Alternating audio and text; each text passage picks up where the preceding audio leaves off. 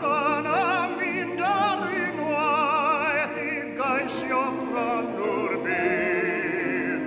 Dos dywed ar y mynydd, ledled y bryn ac am o ban. Dos dywed ar y mynydd, amen I Iesu Grist.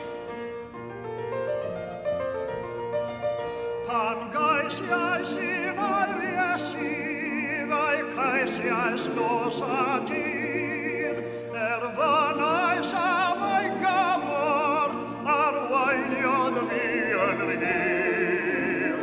Dos dywed ar y mynydd, ledled y bryn ac am o ban.